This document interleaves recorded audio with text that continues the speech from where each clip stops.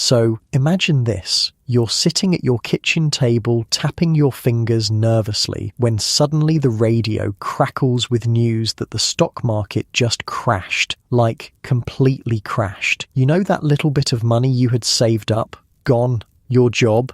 Probably gone soon too. And you look around your kitchen at that nearly empty pantry and think, how the hell am I going to feed my family now? That's exactly what happened to millions of Americans in 1929, and tonight we're going to see what they actually ate to survive one of the worst economic disasters in history.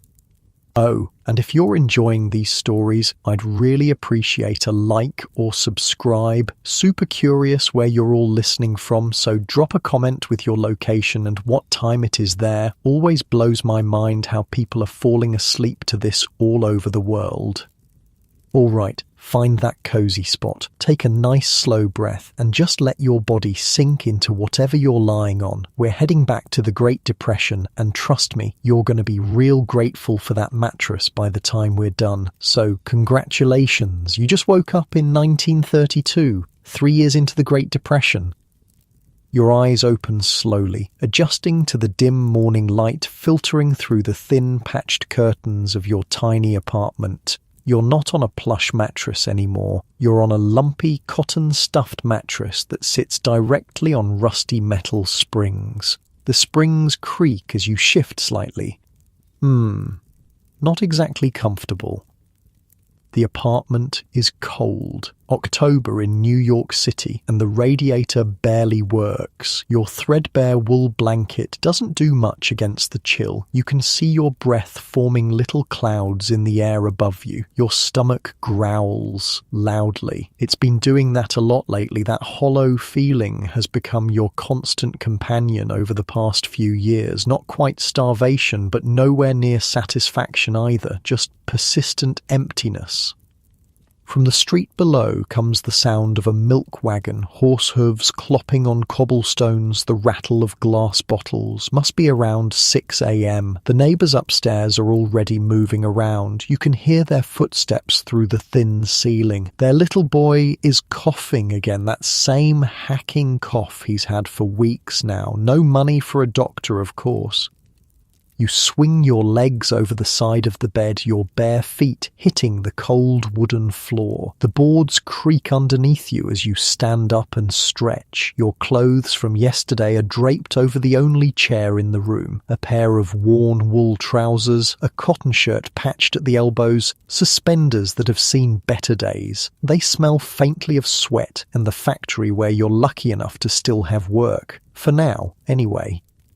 You should probably eat something before heading out to look for work. The question is, what? The icebox is nearly empty. There's a bit of milk, probably turning sour, half a loaf of day-old bread, a small jar of peanut butter that needs to last the week. No eggs, no meat, no fresh vegetables. This is America in 1932. The land of plenty has become the land of empty stomachs and creative cooking. And you, along with about 25% of all Americans, are unemployed and desperate. It wasn't always like this. Just a few years earlier, the Roaring Twenties had lived up to their name. America was prosperous. People were buying cars, radios, and washing machines. The stock market seemed like a magical money tree where anyone could get rich quick. Then came October 24th, 1929. Black Thursday, the day the stock market took a nosedive and kept falling. By 1932, the Dow Jones Industrial Average had dropped a staggering 89% from its peak. People lost everything. Banks collapsed, taking people's life savings with them. Businesses closed, jobs disappeared, and now here you are standing in your cold apartment trying to figure out how to make a meal from almost nothing. You open the cabinet and stare at what little you have. This is where the real creativity begins. This is where desperation becomes invention. Your hand hovers over the small tin of cornmeal, and next to it that precious jar of powdered milk. You could make Milcorno, that weird gruel-like mixture of milk powder and cornmeal that scientists at Cornell University created specifically to feed people cheaply during these hard times. Not exactly delicious, but it fills the stomach and provides some nutrition. Or maybe you'll just have bread with a smear of peanut butter. You need to save some for tomorrow, though. Who knows when you'll have money for more? As you contemplate your meagre breakfast options, you think about your neighbour Mrs. Rossi. She's an Italian immigrant who somehow manages to feed her 6 children despite her husband losing his construction job 2 years ago. Yesterday, you saw her collecting dandelion greens from the vacant lot down the street. Good for salad, she told you with a smile. Free food right there in the dirt. Americans, they don't know. Maybe she's onto something. The thought of eating weeds feels strange, but hunger has a way of making strange things seem reasonable. You decide on the bread with a thin, very thin layer of peanut butter. You cut the slice in half, saving the other half for lunch. As you chew slowly, making it last longer, you think about President Hoover. People are blaming him for the Depression. They're calling the shanty towns that have sprung up across the country Hoovervilles. Even the empty, turned-out pockets of the unemployed have a name now: Hoover Flags. You've heard that things might be changing, though. There's an election coming up in November, and the New York governor, Franklin Roosevelt, is running against Hoover. Roosevelt is promising a New Deal for Americans, whatever that means. After 3 years of empty promises, you're not holding your breath.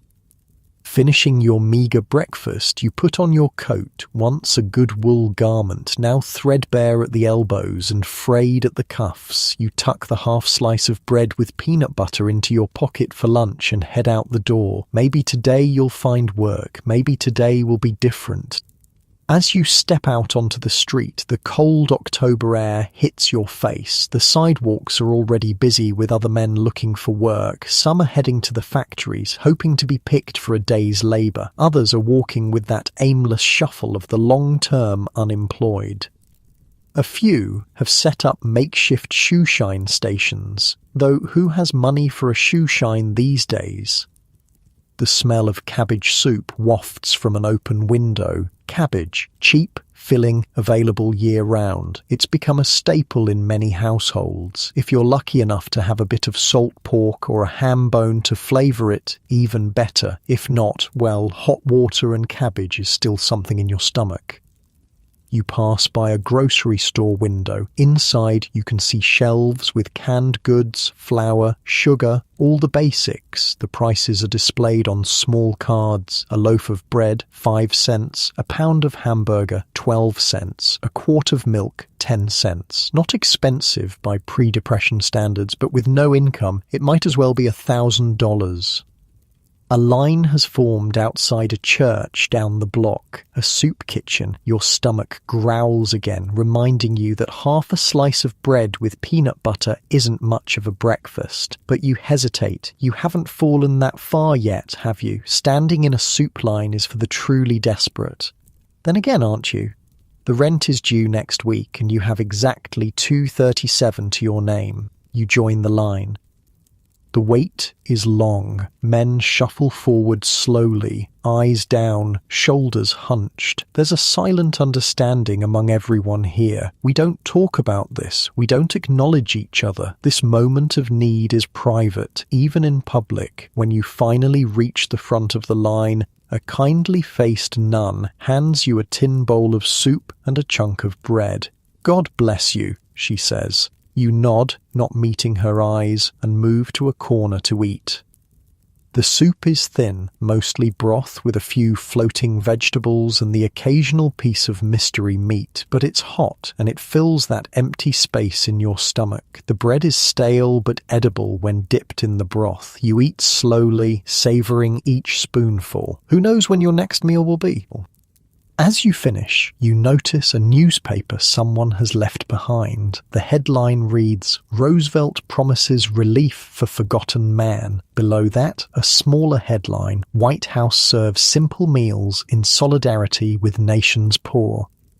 You pick up the paper, curious. Apparently, Eleanor Roosevelt, the governor's wife, has been serving very basic meals at the governor's mansion. Things like deviled eggs in tomato sauce with mashed potatoes, simple food without fancy spices or expensive ingredients. If Roosevelt wins the presidency, the article says Mrs. Roosevelt plans to continue this practice in the White House.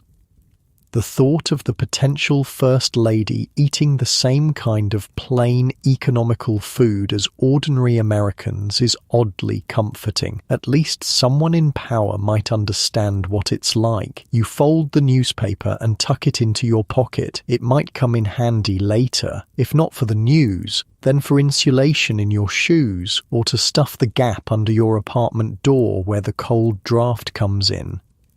The rest of the day passes in the familiar routine of rejection. No work today, not hiring. Try again next week. By late afternoon, your feet ache and your spirit is low. You've walked miles across the city, following rumors of jobs that don't exist or are already taken.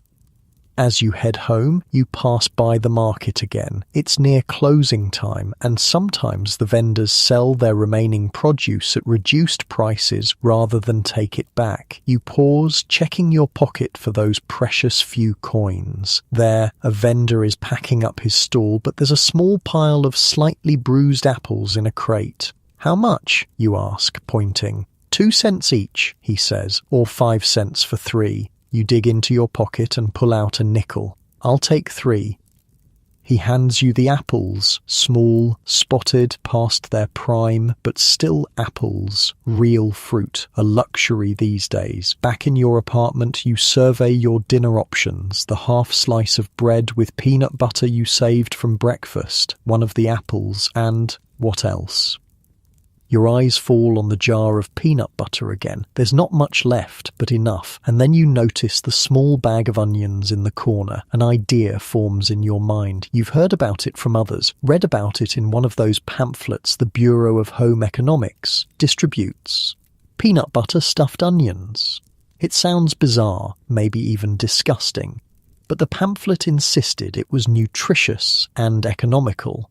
And right now, those are the only qualities that matter in food.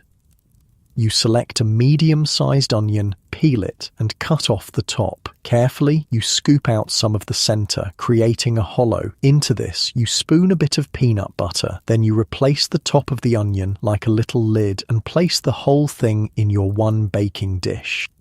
While it bakes in your temperamental oven, you slice one of the apples and savor each piece slowly. The sweetness is intense after so many days of bland food. Your mouth waters as the tart juice hits your tongue. You close your eyes, momentarily transported to better times. The smell coming from the oven is interesting. Not necessarily appetizing, but not terrible either. When the onion is soft, you remove it and place it on your chipped plate. Dinner is served. You cut into the onion. The peanut butter has melted slightly, creating a thick sauce. You take a bite, bracing yourself. It's strange. The sharp, pungent flavor of the onion competes with the rich, nutty taste of the peanut butter. They don't exactly complement each other, but neither completely overpowers the other. It's food. It's filling. That's all that matters. As you eat, you think about the other creative dishes people are making to get through these hard times. Your friend Jack told you about Hoover stew, a mix of hot dogs cut into small pieces to make them go further, canned tomatoes, canned corn, and macaroni, named after the president, of course, though not as a compliment. Then there's prune whip, a dessert made from prunes, cheap and available year-round, whipped with egg whites and sugar. First Lady Hoover apparently serves it at the White House, and you've heard about people making mock apple pie using Ritz crackers instead of apples. Supposedly, the cream of tartar in the recipe tricks your taste buds into thinking you're eating apples. You're not sure you believe that, but it's clever nonetheless. This is what America has come to. Onions stuffed with peanut butter, crackers pretending to be apples, and soup kitchens with lines around the block. You finish your odd dinner and wash the single plate and fork in the small sink. Through the thin walls, you can hear your neighbours arguing about money again. It's a common sound these days, the stress of poverty straining even the strongest relationships. As you settle onto your lumpy mattress for the night, you realise something. Despite everything, the hunger, the cold, the uncertainty, you're still here, still fighting, still finding ways to survive. There's a strange pride in that. You pull the thin blanket up to your chin, trying to find a comfortable position on the lumpy mattress. Tomorrow, you'll try again. Maybe there will be work at the docks. Maybe Roosevelt will win the election and things will change. Maybe someone will invent a dish that makes peanut butter and onions taste good together.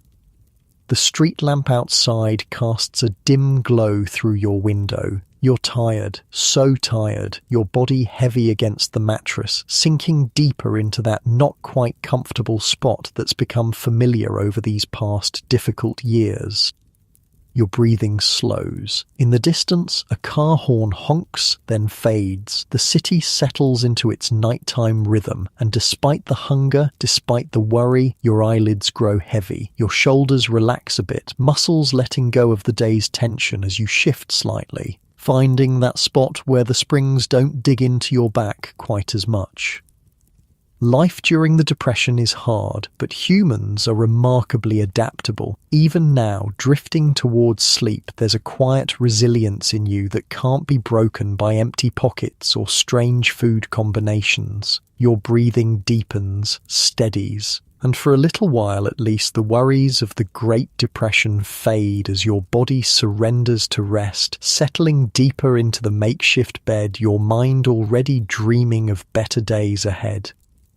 Morning arrives with harsh sunlight streaming through those thin curtains. Another day, another empty stomach, another chance to get creative with whatever food you can scrounge up. You sit up on your creaky bed and rub the sleep from your eyes. Today feels different somehow. There's a buzz in the air. Election day is coming soon, and with it, a tiny flicker of hope.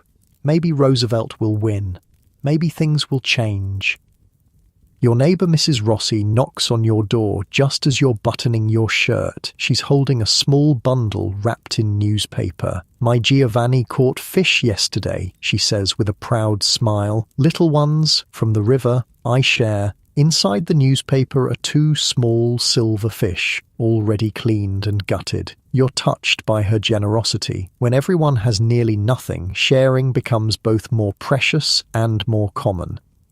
"Thank you," you say, genuinely moved. "Would you like some coffee?" It's not real coffee, of course. It's chicory, those bitter roots that, when roasted and ground, make a coffee-like drink. Not great, but hot and dark and better than nothing. Mrs. Rossi nods and enters your tiny apartment. As you heat water on your 2-burner stove, she looks around your sparse living space. "You need vegetables," she says decisively. "After coffee, we go pick dandelions." You've been eyeing those dandelions growing in vacant lots for weeks now, but haven't quite had the courage to try them. Mrs. Rossi, though, speaks of them like they're a delicacy. "Best in spring when they're young," she explains, accepting the cup of chicory coffee. "But still good now. Little bitter, but good for blood. My mother in Italy, she make dandelion wine too." The coffee is hot and bitter in your mouth. No milk, that's a luxury, but the warmth feels good going down. Your stomach growls in anticipation of actual food. After coffee, you follow Mrs. Rossi to a weedy, vacant lot 3 blocks over. She carries a small knife and a cloth bag. With expert precision, she identifies the dandelion plants and cuts them at the base. "Not this one. Too old. See yellow flower? Too bitter now. This one good. See, no flower yet," she instructs. You follow her lead, collecting the green plants that apparently make the best eating. Your fingers get stained with their milky white sap. The smell of earth and green things fills your nostrils. It's pleasant being outside in the morning. Foraging like this almost makes you forget your troubles. In the old country, Mrs. Rossi says as she works, we always eat from the land. Americans, they forget how. They think food only comes from stores. She gives you a knowing look, but now they learn again. Back in your apartment, Mrs. Rossi shows you how to wash the dandelion greens thoroughly. Dirt not good seasoning, she jokes. Then she tears them into smaller pieces, drizzles them with a precious bit of olive oil she's brought from her own kitchen, adds a squeeze of lemon and a sprinkle of salt. Simple, yes, but good.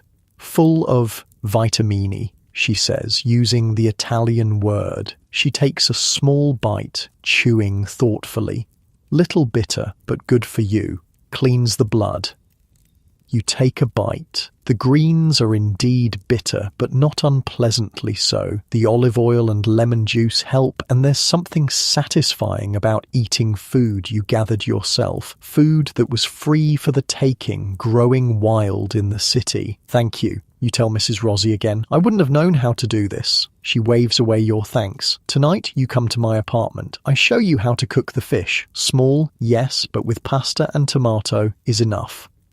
After she leaves, you feel a bit lighter. The dandelion greens sit in your stomach. Not entirely filling, but better than nothing. And the promise of a real dinner tonight with the Rossi family gives you something to look forward to. You head out again, hoping for work, but also keeping your eyes open for any other free food you might forage. You've heard that some people collect nuts from city parks in the fall or pick berries in season. Urban foraging, it's becoming a necessary skill. The streets seem more alive today. Election talk is everywhere. People gather around radios in store windows, listening to news about Roosevelt and Hoover. The general feeling is that Roosevelt will win, but after years of hardship, nobody's counting on anything. Near a bakery, you pause. The smell of fresh bread makes your mouth water and your stomach growl. A small crowd has gathered at the back door where the baker is selling day-old bread at half price. You join the line. 2 cents a loaf, the baker announces. Limit 1 per customer. You hand over 2 of your precious pennies and receive a slightly stale loaf in return. It's a good deal. Bread is a staple, and this will keep you going for a few days if you're careful.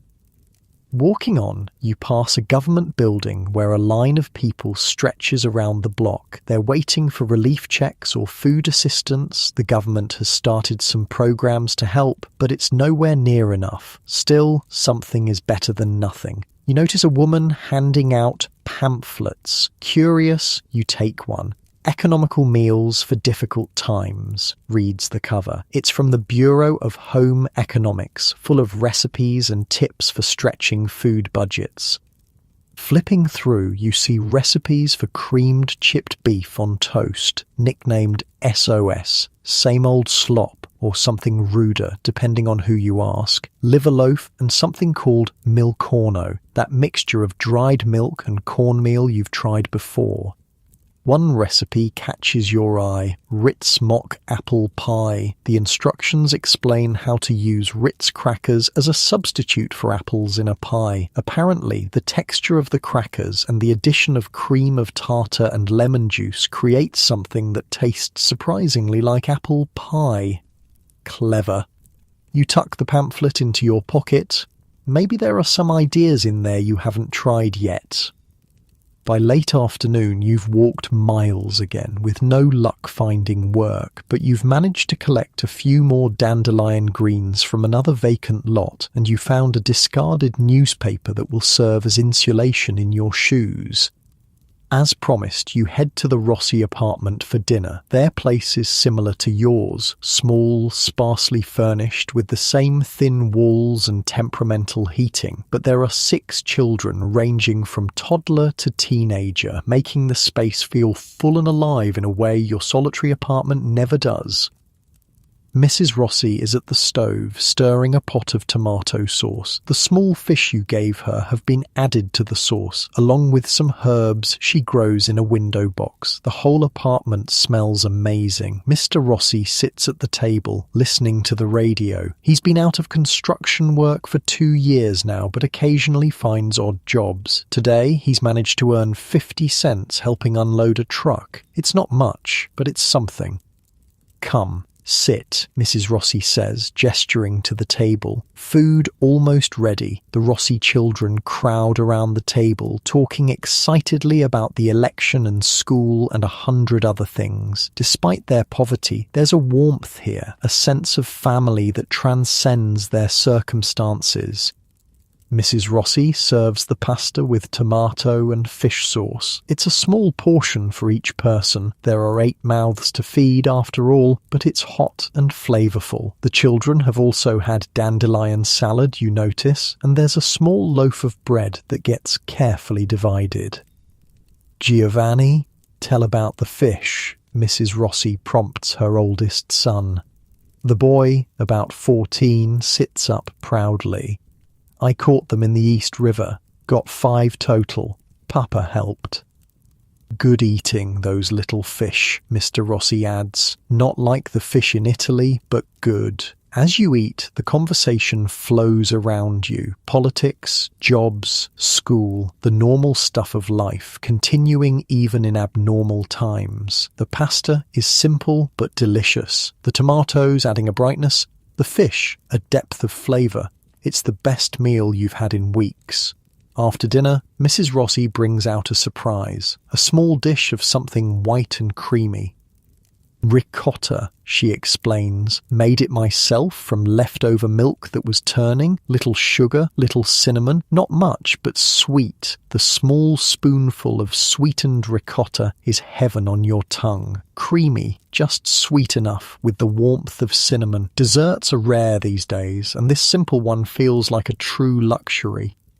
As you help clear the dishes, you notice a box on their shelf that you recognise, Kraft macaroni and cheese. It's a relatively new product, just introduced this year. 19 cents for a box that feeds 4. Even in these hard times, it's an affordable option. "The children, they love it," Mrs. Rossi says, following your gaze. "American cheese, not like Italian, but they don't know difference. Quick to make when I work cleaning houses." Walking back to your apartment in the early evening, your stomach feels pleasantly full for the first time in days. The Rossis have so little, yet they shared what they had. It's a common story during these difficult times, people helping each other survive. Back home, you sit on your bed and take out the pamphlet from earlier. Maybe there are more ideas for stretching your limited food supply. You read about Hoover stew, named with that same bitter irony as Hoovervilles, a mix of hot dogs, macaroni, canned tomatoes, and whatever vegetables might be available, designed to be filling and cheap. There's also a recipe for something called depression cake, made without eggs, milk, or butter, all of which are expensive or hard to come by. Instead, it uses oil, water, and sometimes vinegar. Not quite as good as a regular cake, but it satisfies that craving for something sweet. You think about First Lady Lou Henry Hoover and the incoming Eleanor Roosevelt. Both have been advocating for economical meals during these hard times. Mrs. Roosevelt even hired home economists to develop nutritious, low-cost recipes that she serves at the governor's mansion. One of those recipes is for milk-wheato, similar to milcorno, but using wheat instead of corn. These powdered milk and grain mixtures aren't exactly delicious, but they're filling and provide some nutrition. The government has been buying them in massive quantities. £25 million for hunger relief efforts. Your thoughts drift to the possibility of a Roosevelt presidency. What would his New Deal actually look like? Would it make a difference for people like you and the Rossis? Outside, the city grows quieter as night falls. Your small apartment holds the lingering scent of dandelion greens and the memory of the Rossi's pasta dinner. Your stomach isn't growling for once. Small victories. You lay back on your bed, feeling the subtle difference between hungry tired and just plain tired. Tonight, it's the latter. A better kind of exhaustion. Your body feels heavy against the mattress, a pleasant weight sinking into the worn springs.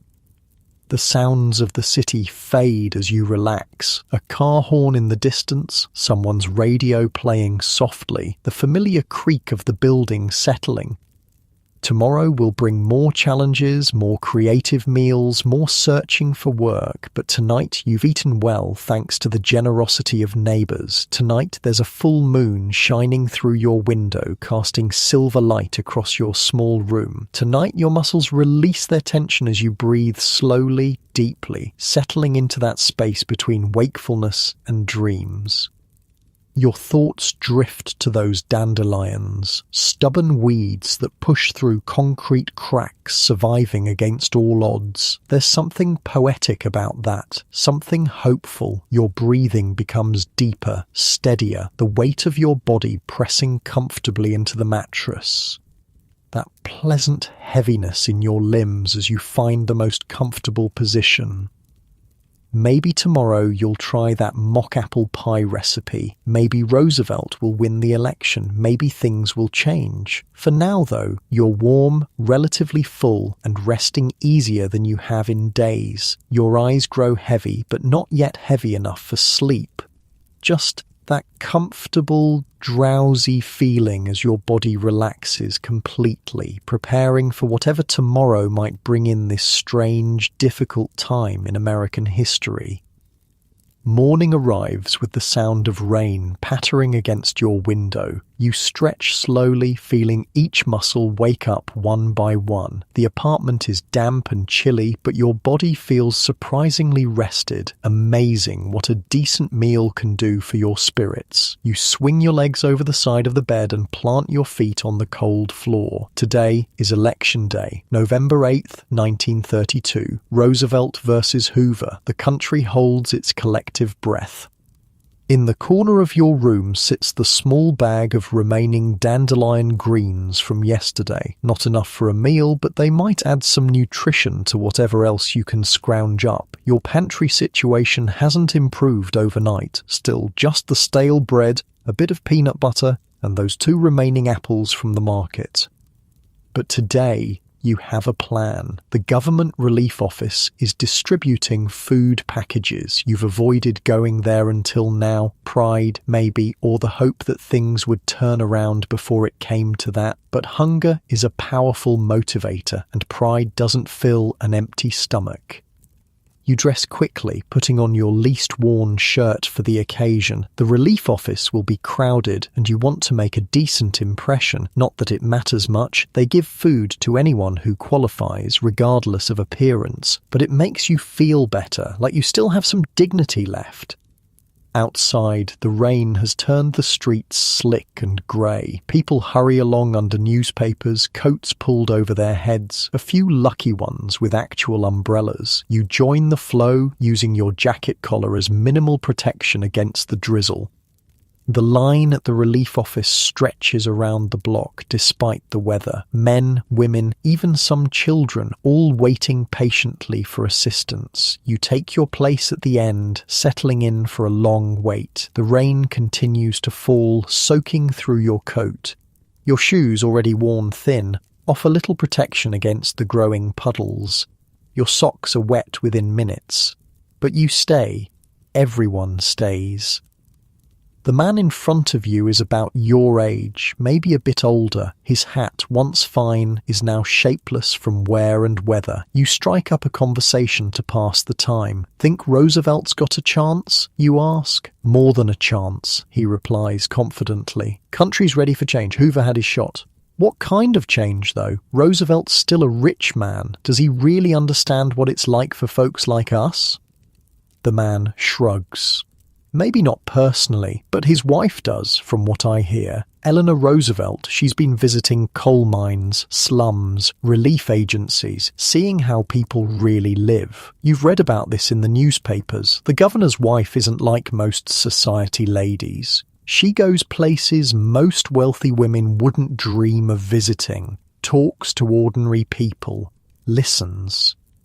Heard she's got some kind of home economics team at the governor's mansion, the man continues, developing cheap recipes for people to make during hard times. Any good ones, you ask, thinking of your nearly empty pantry. My wife tried that vinegar pie they published, he says, with a small smile. Not bad, actually, better than it sounds.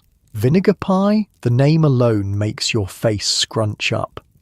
It's one of those desperation pies, he explains. When you can't get fruit for a proper pie, you use what you've got. Vinegar gives it that tart taste, like apples or lemons would. Mix it with sugar, eggs, and butter if you've got it. Bake it in a crust. It sounds bizarre, but then again so did peanut butter stuffed onions before you tried them, and these are bizarre times. The line inches forward. After nearly 2 hours, you finally reach the door of the relief office. Inside, it's crowded but organised. Workers at tables call people forward one by one, checking their information against lists. When it's your turn, a tired-looking woman asks for your name and address. She flips through her paperwork, nods, and hands you a slip of paper. Take this to the distribution centre 3 blocks east, she says mechanically. They'll give you your ration. What's in it? You can't help asking. Standard package, flour, cornmeal, rice, canned goods if they have them, maybe some powdered milk. You thank her and head back out into the rain, which has finally slowed to a light drizzle. The distribution centre is a converted warehouse, and another line has formed outside it, but this one moves faster. Inside, a worker takes your slip and hands you a cardboard box in return. It's heavier than you expected, and the weight of actual food in your arms brings an unexpected lump to your throat. You swallow hard and nod your thanks. Back in your apartment, you open the box like it's Christmas morning. Inside, 5 pounds of flour, 3 pounds of cornmeal, a bag of navy beans, 2 cans of evaporated milk, a small bag of rice, a can of stewed tomatoes, a jar of peanut butter, larger than your nearly empty one. And wonder of wonders, a small tin of Crisco shortening. It's not fancy food, but in your hands, with some creativity, it can become meals. Actual meals. You immediately think of what Mrs. Rossi might do with these ingredients. The beans and tomatoes could become a soup. The cornmeal could be made into cornbread. The flour and Crisco, maybe biscuits. Your stomach growls, reminding you that you haven't eaten yet today. You open the can of evaporated milk, dilute some with water according to the instructions on the label, and pour it over a small portion of cornmeal. As it cooks on your stove, it becomes a simple porridge. You add a spoonful of peanut butter for protein and flavour. The result is plain but filling, and importantly, it's hot food on a cold, wet day. As you eat, you wonder how many other Americans are having a similar meal right now. Millions, probably. Simple food, government distributed, keeping body and soul together during this seemingly endless crisis. After eating, you feel energized enough to try something more ambitious. You've been thinking about that vinegar pie the man in line mentioned. You have flour now, and Crisco for a crust. You have sugar, not much, but some. No eggs, but you've heard of recipes that work without them. And vinegar. Well, you have a bottle of that. It's cheap and keeps forever. You find a recipe in that pamphlet you picked up, modified for eggless times. Flour, Crisco, and cold water become a simple dough that you press into your one pie tin. For the filling, sugar, a bit of your precious flour, water, vinegar, and a sprinkle of cinnamon from a nearly empty tin in your cupboard. It goes into your unreliable oven, which you've managed to light despite the perpetual problem with the pilot. Now it's a waiting game. While the pie bakes, filling your small apartment with an unexpectedly pleasant aroma, you turn on your radio to listen for election news. Polling stations are still open, but early results from eastern states are coming in. Roosevelt is leading in many places. A cautious hope spreads through you. A knock at your door interrupts the broadcast. It's Mrs. Rossi again, this time with her youngest child, a girl of about 4 holding her hand.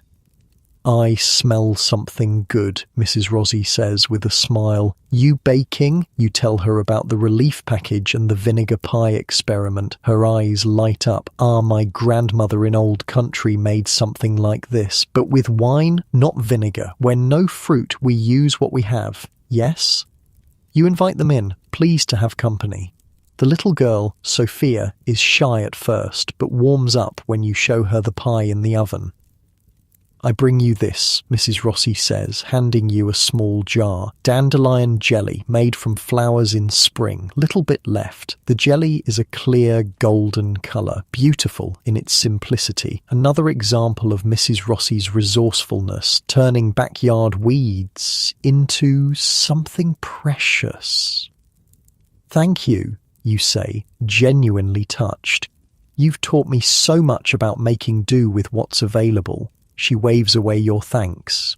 Is survival. In Italy after war was same. You learn or you go hungry. The timer you've set rings and you pull the pie from the oven. It's golden brown and bubbling, looking remarkably like a regular fruit pie despite containing no fruit at all. "Must cool," Mrs. Rossi advises, "then we taste."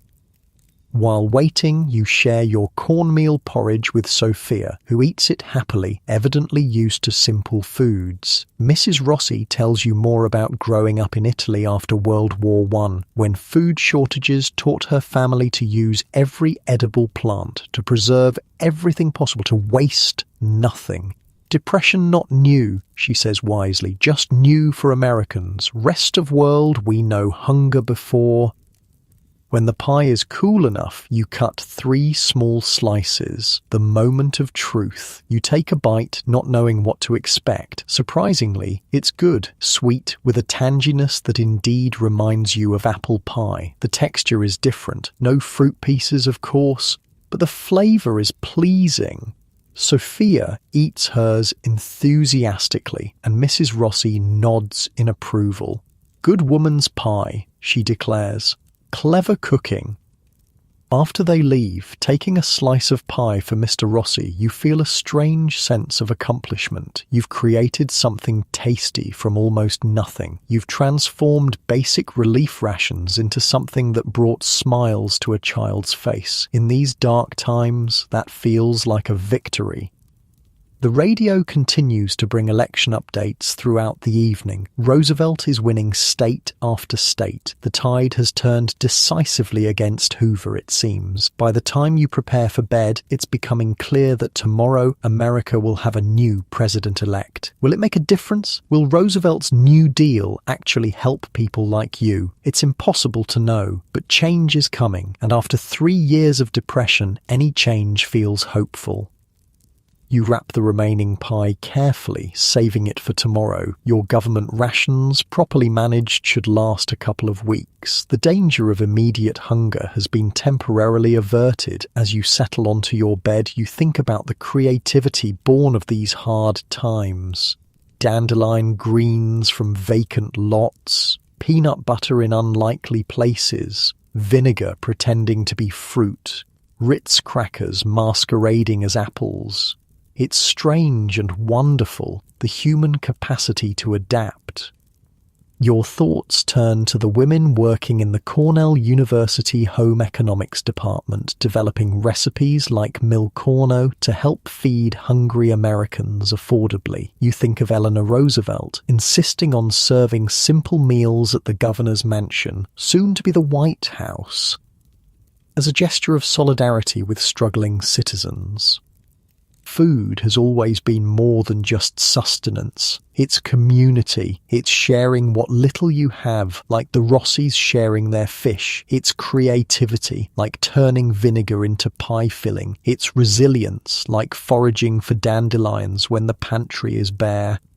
Outside, the rain has stopped. A sliver of moon peeks through the parting clouds, casting a soft silver light through your window. Your body feels pleasantly heavy, sinking comfortably into the mattress that no longer seems quite so lumpy. The worries of tomorrow, finding work, stretching food supplies, paying rent, seem a little less overwhelming tonight. Your breathing slows naturally as you gaze at that moonlight, your muscles relaxing one by one. In the morning, America will likely have a new president-elect. In the morning, you'll face the continuing challenges of Depression-era life. In the morning, you'll need to be resourceful and resilient once again. But for now, your belly is relatively full, your mind is relatively at ease, your body settles deeper into the mattress, finding that perfect position where nothing aches and everything feels just right. The tension in your shoulders melts away as you breathe slowly in and out, savouring this moment of peace in difficult times. The weight of your body presses comfortably into the bed, and for now, that's enough. Morning comes with shouts in the street, your eyes open to the sound of celebration. It takes you a moment to remember Election Day, Roosevelt. You sit up quickly, too quickly. Your head spins a little as the blood rushes. Easy now. You swing your legs over the side of the bed, feet touching the cold floor. The newspapers must have early editions out with the results.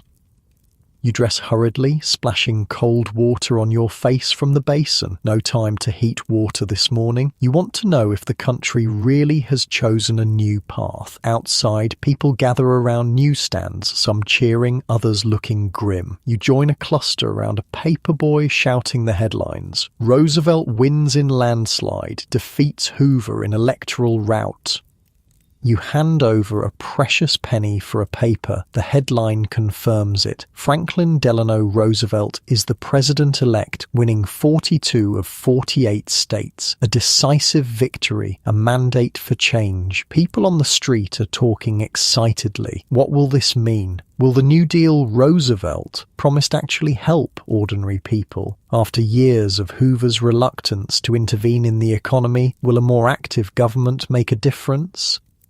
Your stomach reminds you that philosophical questions about government policy won't fill an empty belly. You head back to your apartment, newspaper tucked under your arm, thinking about breakfast. The government relief package still sits on your small table, a treasury of basic ingredients. You decide on a simple breakfast, cornmeal mush again, but this time with a spoonful of the dandelion jelly Mrs. Rossi gave you. The sweetness is a luxury, turning plain mush into something almost special. As you eat, you read the newspaper's coverage of Roosevelt's victory. His acceptance speech promised a new deal for the American people. What exactly that means remains to be seen, but there's a sense of possibility that hasn't existed for years. A knock at your door interrupts your reading. It's Mr. Rossi, looking more animated than you've ever seen him. "Good news, my friend," he says, his accent thicker with excitement. "The construction site. They need men today. Just for the day, but good pay. I tell them about you." Your heart leaps. Work. Actual paid work. Where? When? You ask, already reaching for your coat. Hudson Street project. Big building. They need extra hands to pour concrete.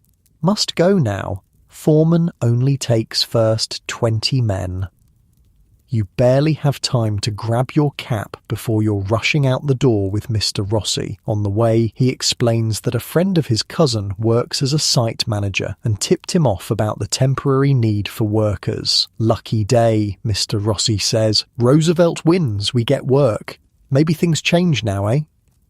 The construction site is chaotic when you arrive. Men gathering, foremen shouting instructions. You and Mr. Rossi join the crowd of hopeful workers. The foreman looks you over, checking for strength, you assume, and nods. You're in.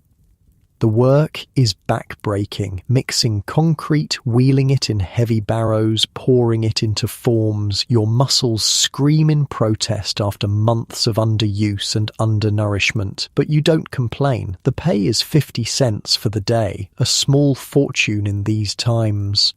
At midday, the workers take a break. Men sit on piles of lumber or lean against walls, opening lunch pails or paper bags. You've brought your slice of vinegar pie and an apple. Not much, but better than nothing.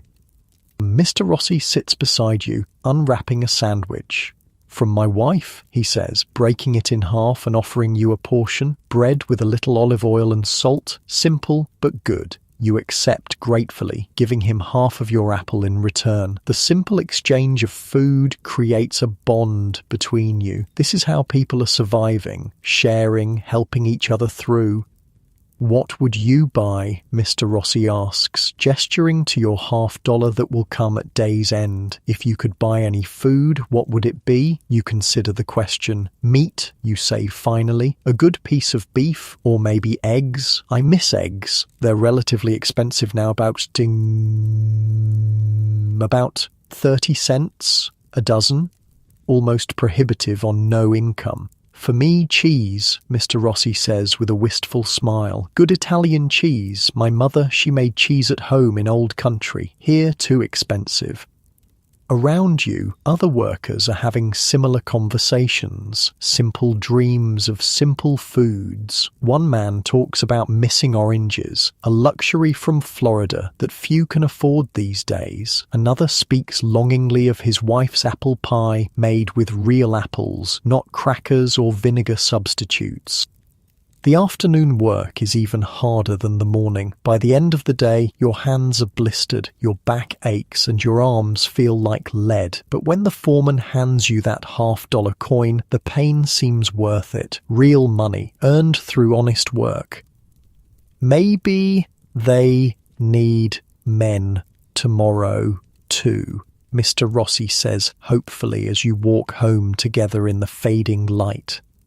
"Maybe," you agree, though you know it's unlikely. These temporary jobs are rare and precious, snapped up quickly by the army of unemployed. You part ways at Mrs. Rossi's building, promising to share news if you hear of any more work opportunities. The small community of struggling neighbours has become your lifeline in these hard times.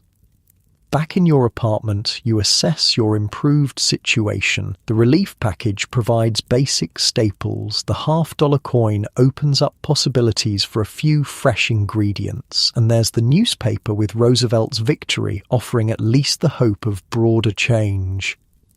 You decide to celebrate with a special dinner, not extravagant. That's impossible, but something better than your recent fare.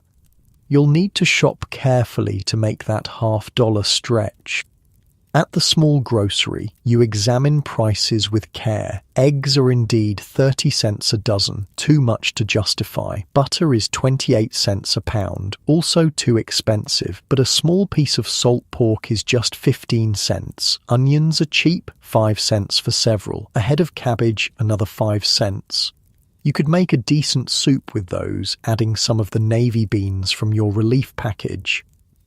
With the remaining 25 cents, you allow yourself one small luxury, a package of Kraft macaroni and cheese. It's a relatively new product introduced just a few years ago, but already popular because of its affordability. 19 cents for a package that makes 4 servings.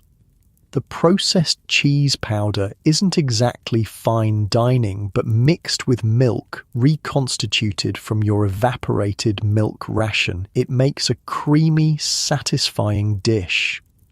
You carry your purchases home, already planning the meal. The salt pork will add flavour to the bean soup, which will take hours to cook, but will make enough for several meals. The macaroni and cheese will be today's treat, quick and easy. As the beans simmer with the salt pork and onions, filling your apartment with a rich aroma, you prepare the boxed macaroni. The instructions are simple. Boil the pasta, drain, add milk, butter, or in your case, a small piece of salt pork fat, and the cheese powder. Stir until creamy. The result is nothing like an Italian pasta dish Mrs. Rossi would make, but it's hot, filling, and has that satisfying cheese flavour that's been missing from your diet. You eat slowly, savouring each bite, thinking about how this simple boxed dinner would become a staple of American households for generations to come. After dinner, you tune your radio to hear more about Roosevelt's victory. The announcer's voice crackles through the speaker, discussing the president-elect's plans. There's talk of banking reform, public works projects to create jobs, relief programs for the unemployed. It all sounds promising, but you've learned to be cautious with hope. Another knock at your door. This neighbourhood is becoming positively social. It's Mrs. Rossi again, this time with a small container. "We make gelatin," she explains, handing you the container. "For the children, but too much. You take." Inside is a moulded gelatin dessert, pale yellow in colour. It's a simple thing, just gelatin, sugar and water, with perhaps a drop of vanilla flavouring. But the mere existence of a dessert feels luxurious. The children, they love the wiggle, Mrs. Rossi says with a smile, so cheap to make, but makes them happy. You thank her, touched again by the sharing that has become so common in these hard times. The Rossis have so little themselves, yet they consistently find ways to share what they have. "Giovanni has work tomorrow," she adds proudly. "Same construction. The foreman, he like how Giovanni worked today." You're genuinely happy for them, though a small part of you feels a pang of envy. Work is so scarce that even a single day's employment is cause for celebration. "That's wonderful," you say sincerely. "Please tell him I said congratulations." After she leaves, you try the gelatin dessert. It's sweet and jiggly, refreshing after the salty, heavy macaroni and cheese. You've read about the elaborate gelatin salads and desserts that were popular before the Depression. Moulded creations with suspended fruits, vegetables, even meats. This simple version is far more modest, but still a treat. You think about other creative uses for gelatin you've heard about. Some people make congealed salads with whatever vegetables they have, suspended in gelatin flavoured with vinegar instead of sugar. Others create mock aspics using gelatin and beef broth. In times of scarcity, gelatin's ability to transform humble ingredients into something special makes it valuable. The next morning, your beans have finished soaking and cooking overnight. The soup is thick and aromatic, the beans tender, the small pieces of salt pork adding richness. You portion it carefully, one small bowl for breakfast, the rest saved for future meals. With no prospect of work today, you decide to use your time to make something from the flour in your relief package. Bread would be the obvious choice, but you lack yeast. Biscuits, though, those you can manage with flour, Crisco, and a bit of reconstituted milk. You mix the dough carefully, working by feel rather than precise measurements. Your mother taught you this skill years ago, before the Depression, when you still lived at home in a smaller town upstate. "The dough will tell you when it's right," she always said. And indeed, when the texture changes under your fingers, becoming smooth and elastic, you know it's ready. While the biscuits bake, filling your small apartment with a homey aroma, you read more about Roosevelt's plans in the newspaper. There's talk of a first 100 days of aggressive action once he takes office in March. Banking reforms, securities regulation, public works projects, agricultural aid. Will any of it help people like you and the Rossis? It's hard to say, but for the first time in years, it feels like someone in power is actually trying to address the crisis.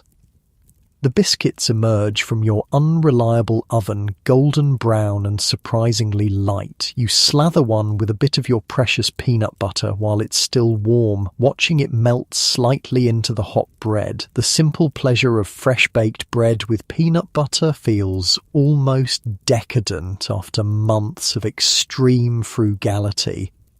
You wrap the remaining biscuits carefully. There'll be a welcome addition to your bean soup later, and perhaps a nice breakfast tomorrow with some of Mrs. Rossi's dandelion jelly. As you finish your simple but satisfying meal, you reflect on how much your relationship with food has changed during these hard years. Before the Depression, you rarely thought about where food came from or how much it cost. You ate at restaurants occasionally, bought whatever looked good at the market, took it all for granted. Now, every morsel is precious. You know the exact price of eggs, milk, flour. You understand viscerally what it means to be hungry. Not the casual hunger of someone who skipped lunch, but the persistent, gnawing emptiness that comes from prolonged scarcity. You've learned to forage for dandelions, to transform vinegar into pie filling, to stretch a small piece of salt pork into multiple meals. In a strange way, there's value in this knowledge, this return to basics. The simple pleasure of a warm biscuit is more intense when it's rare. The generosity of neighbours sharing what little they have becomes profound against the backdrop of widespread need. You think about the foods that have emerged or gained popularity during these hard times. The boxed craft dinner, the creative gelatin dishes, the mock apple pies made with crackers, necessity breeding invention, Americans adapting, finding ways to nourish themselves and their families despite the odds. Outside, the November day is bright but cold. You consider taking a walk, perhaps checking the bulletin board at the community centre for any job listings, but your body is still sore from yesterday's construction work, muscles protesting at the unaccustomed labour. Instead, you settle back on your bed, allowing yourself the luxury of rest. The bean soup is simmering gently on the stove, its rich aroma filling your small space. The newspaper with news of Roosevelt's victory lies folded beside you. The $50 coin from yesterday's work sits on your small table. Security of a sort. For this moment, at least, things don't feel quite so desperate. You have food, you have shelter, you have the prospect, however distant, of change on the horizon. Your eyes grow heavy as you lie there, the warmth of the soup-scented room making you drowsy. Your body sinks deeper into the mattress, the familiar lumps and springs now feeling almost comfortable after months of sleeping on them. Your breathing slows naturally, muscles relaxing one by one. Tomorrow will bring its own challenges. The Depression isn't over. Jobs are still scarce. Winter is coming with its additional hardships of cold and increased fuel costs. But right now, in this quiet moment of relative comfort, you allow yourself to simply be. Your limbs feel pleasantly heavy, tension melting from your shoulders and back as you settle deeper into that cozy spot on your bed. The afternoon sun casts golden light through your window, warming your face gently as you breathe slowly, evenly, finding that perfect rhythm that brings your whole body to a state of calm relaxation. You wake to the sound of knocking, insistent, excited knocking. For a moment, you're disoriented. You hadn't meant to fall asleep in the middle of the afternoon. The light coming through your window has shifted, lower now, golden with the approach of evening. The knocking continues. You get up, shaking off the foggy feeling of an unplanned nap, and open the door. It's Giovanni Rossi, the 14-year-old son of your neighbours. His eyes are bright with excitement.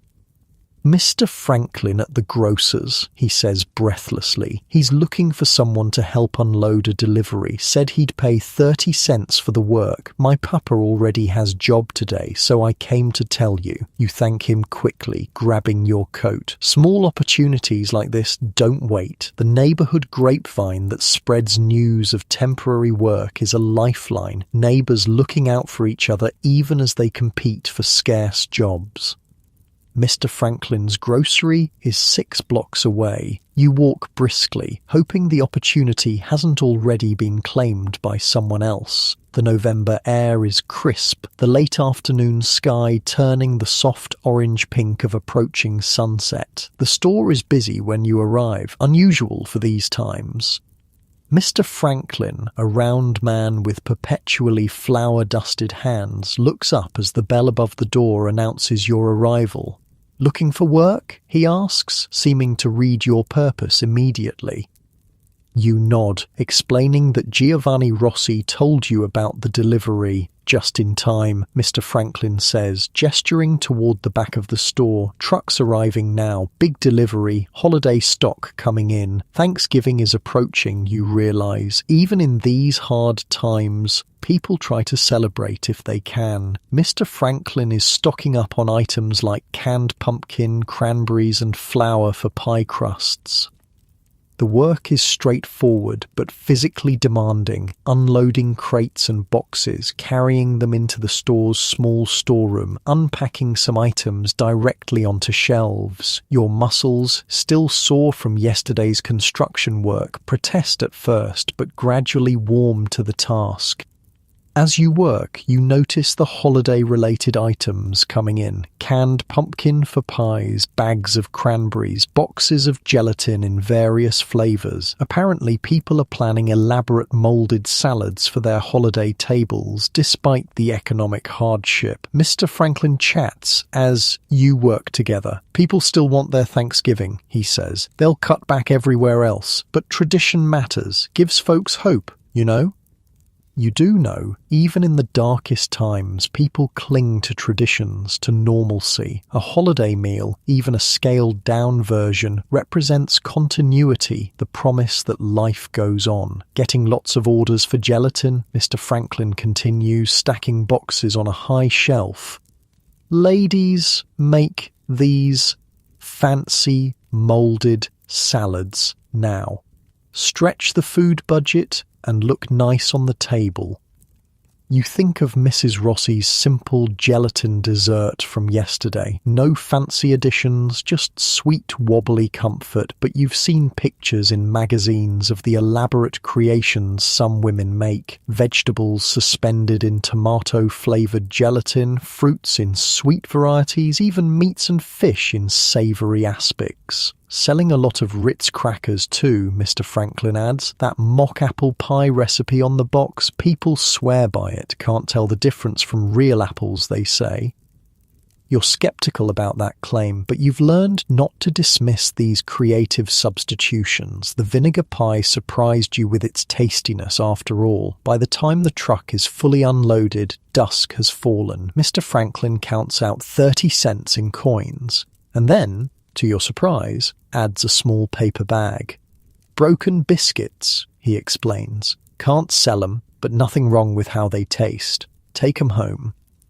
You thank him, genuinely touched by the gesture. The coins clink pleasantly in your pocket as you walk home through streets now lit by street lamps. The broken biscuits, simple crackers really, will go nicely with your bean soup for dinner. Back in your apartment, the soup has simmered to perfection. The beans are tender, the broth rich with the flavor of salt pork and onions. You ladle out a generous bowl, crumbling some of the broken biscuits on top. Simple food, but satisfying, nourishing.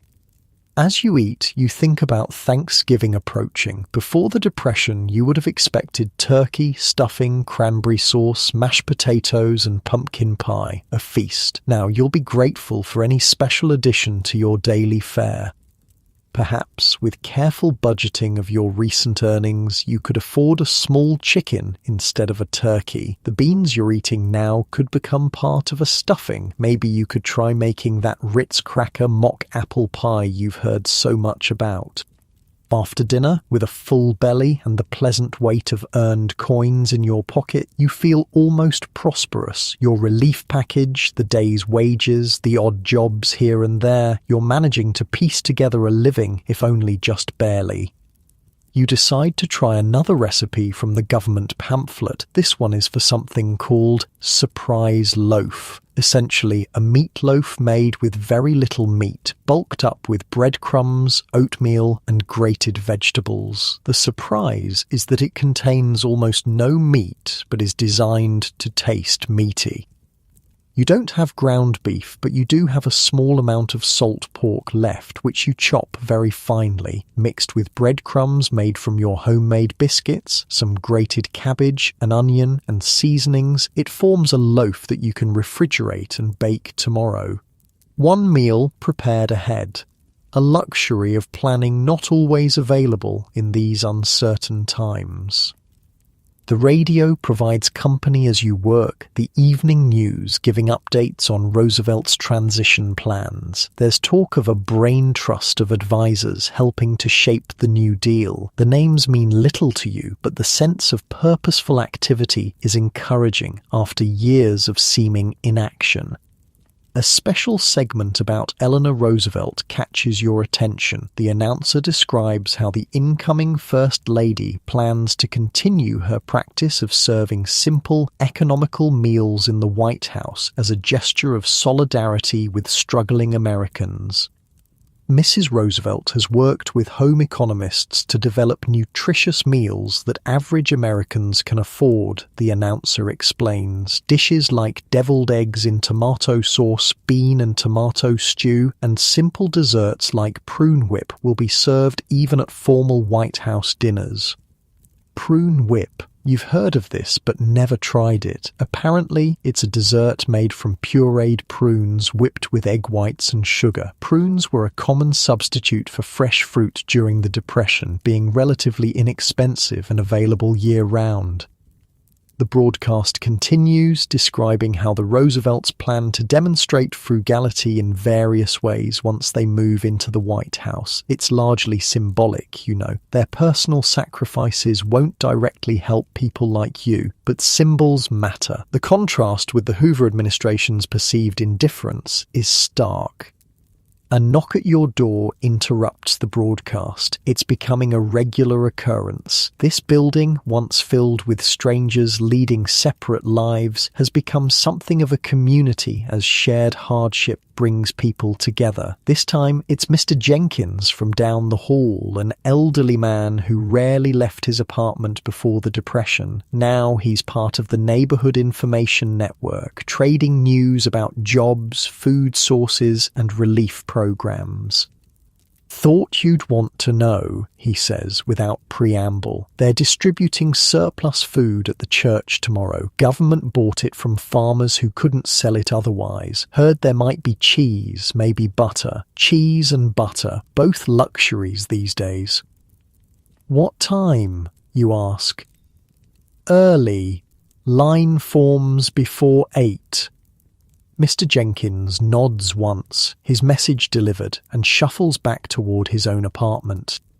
You thank him and close the door, already planning to be at the church well before 8. Fresh cheese, the thought makes your mouth water. Perhaps you could share some with the Rossies, repaying their many kindnesses. As you prepare for bed, you feel more hopeful than you have in months. Work 2 days in a row. Food in your cupboard. The promise of cheese tomorrow. A new president with new ideas. Small things, perhaps, but they add up to something like optimism. You wash with cold water from the basin. Heating water is an expense saved for mornings, and change into your nightclothes, worn thin from years of use. The sheets on your bed are similarly threadbare but clean, washed meticulously by hand and hung to dry from your window. Before turning out the light, you look at the calendar, November 9th, 1932. Not yet the end of the Great Depression. That would take years more, and a world war, but perhaps the beginning of the end, a turning point. You slip between the sheets, pulling the blanket up against the night chill. Your body, tired from physical labour, sinks gratefully into the mattress. The familiar lumps and springs no longer bother you much. It's amazing what you can get used to. Your mind drifts to the foods that have sustained America through these difficult years. Creative, makeshift dishes born of necessity. Peanut butter, stuffed onions, vinegar pie, dandelion salad, Ritz cracker mock apple pie, creamed chipped beef on toast. SOS, as the soldiers called it during the Great War. Hoover stew with its sliced hot dogs stretching a meal. Mulligan stew gathered from whatever was available. Some of these dishes will fade away when prosperity returns, curiosities remembered only by those who lived through hard times. Others, like Kraft macaroni and cheese, will become permanent parts of American food culture. The boxed dinner, introduced during the Depression out of necessity, will remain popular for generations to come. Comfort food with a side of nostalgia. Outside your window, the city settles into night. Fewer cars on the streets now, occasional footsteps on the sidewalk, a distant siren, the rhythmic clickety-clack of an elevated train. Your eyelids grow heavy as you lie there, your body gradually releasing the tension of the day. First, your feet, then your legs, then your back. Each part of you surrendering to gravity, sinking deeper into the mattress. Your breathing slows naturally, finding a steady, soothing rhythm. In the morning, you'll join the line at the church, hoping for cheese. You'll look for more work. You'll continue this patchwork existence, piecing together meals from government relief, odd jobs, and creative substitutions. But you're managing, surviving, and maybe, just maybe, things are starting to change. Your eyes close fully now, your consciousness beginning to drift at the edges. That pleasant heaviness spreads through your limbs, your thoughts becoming less focused, more dreamlike. The sounds of the city fade into a gentle background hum as sleep approaches.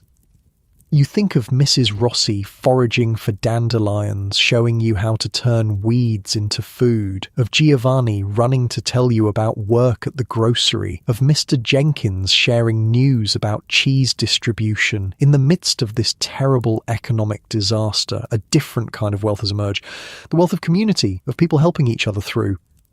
The Great Depression has taken much from Americans, but it has given something too: resilience, creativity, perspective, the knowledge that what truly matters isn't stock portfolios or luxury goods, but having enough, food on the table, a roof overhead, neighbors who care.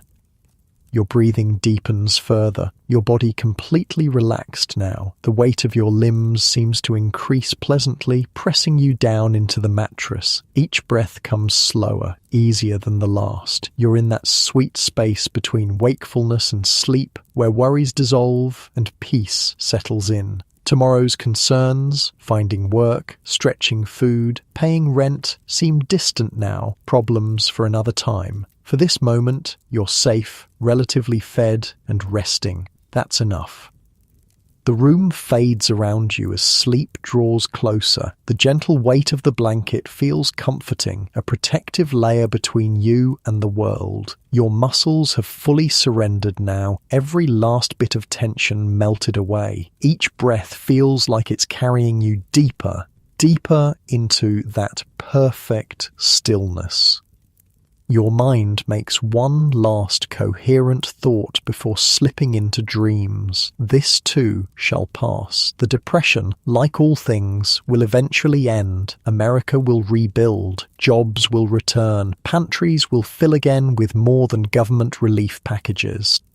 And when that day comes, when prosperity returns, you'll remember these strange, creative foods that kept body and soul together during the lean years. The dandelion salads, the peanut butter stuffed onions, the Ritz cracker mock apple pies, the prune whip and gelatin molds, and endless variations of beans. You'll remember, and perhaps even occasionally make these dishes again, not from necessity, but from a desire to remember what you lived through, to honour the resilience, to taste the past. But that's for later. For now, sleep beckons irresistibly. Your breathing has found that perfect slow rhythm that signals the approach of dreams. Your body feels wonderfully heavy, sinking ever deeper into the mattress, every muscle completely at ease. The busy thoughts of your waking mind have quieted to a gentle murmur, then to silence. One last deep breath in, a long, slow exhale, And finally, sleep embraces you fully, carrying you away from the hardships of the Great Depression into peaceful darkness. Your face relaxes completely, the last tension around your eyes and mouth melting away. Your hands uncurl, fingers soft and still. Even your breathing seems to pause for a moment in perfect stillness before settling into the steady, gentle pattern of deep sleep. You drift now, far from worries about strange foods and empty pockets, far from the challenges that tomorrow will bring. For these precious hours of rest, there is only peace, your body perfectly still, perfectly at ease, while your mind floats free in dreams. And as you sleep, somewhere in New York, Franklin and Eleanor Roosevelt are planning. As you sleep, farmers are still growing food, even as they struggle. As you sleep, scientists and home economists are still developing ways to make that food go further. As you sleep, America endures, battered but unbroken, learning the hard lessons of these difficult years. The Great Depression has changed how Americans eat, how they shop, how they think about food. Some of these changes will be temporary, adaptations to extreme circumstances. Others will become permanent parts of American culture, lasting long after the economic crisis ends. But that's all for another day. For now, there is only this perfect stillness, this complete surrender to sleep. Your breathing slow and deep, your body totally relaxed, your mind at peace, drifting deeper, deeper into restful darkness. The world with all its hardships fades completely away, leaving only the gentle rhythm of your breathing and the blessed relief of sleep.